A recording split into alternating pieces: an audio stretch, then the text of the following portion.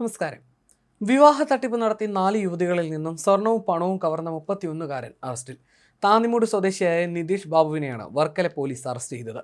ഒരേ സമയം 4 യുവതികളുടെ ഭർത്താവായി വിലസി നടക്കവേ അഞ്ചാമതൊരു യുവതിയോടുള്ള ബന്ധം തുടങ്ങുന്നത് നഗരൂർ സ്വദേശിനിയായ 4ാം ഭാര്യ അറിഞ്ഞതു മുതലാണ് പ്രശ്നങ്ങൾക്ക് തുടക്കമായതും സംഭവം പുറലോകം അറിഞ്ഞതും.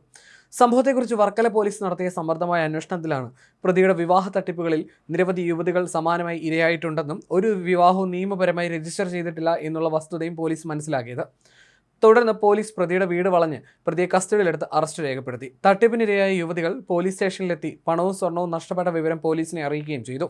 20 പവനോളം സ്വർണ്ണാഭരണങ്ങളും 8 ലക്ഷം രൂപയും പ്രതി കബളിപ്പിച്ച് കൈക്കലാക്കിയെന്ന് യുവതികൾ നൽകിയ പരാതിയിൽ പറയുന്നു. 2 യുവതികളുടെ പരാതിയിലാണ് ഇപ്പോൾ വർക്കല പോലീസ് കേസ് രജിസ്റ്റർ ചെയ്തിരിക്കുന്നത്. വിശ്വാസവഞ്ചന, ബലാത്സംഗം, ഗാർഹിക പീഡനം തുടങ്ങി നിരവധി ക്രിമിനൽ വകുപ്പുകൾ പ്രകാരമാണ് പോലീസ് കേസെടുത്തത്. ഒരേ സമയം 4 യുവതികളുടെ ഭർത്താവായി അഭിനയിക്കവേ അഞ്ചാമതും ബന്ധം തുടങ്ങാനുള്ള ശ്രമമാണ് യുവാവിനെ കുടുക്കിയതെന്ന് പോലീസ് പറയുന്നു.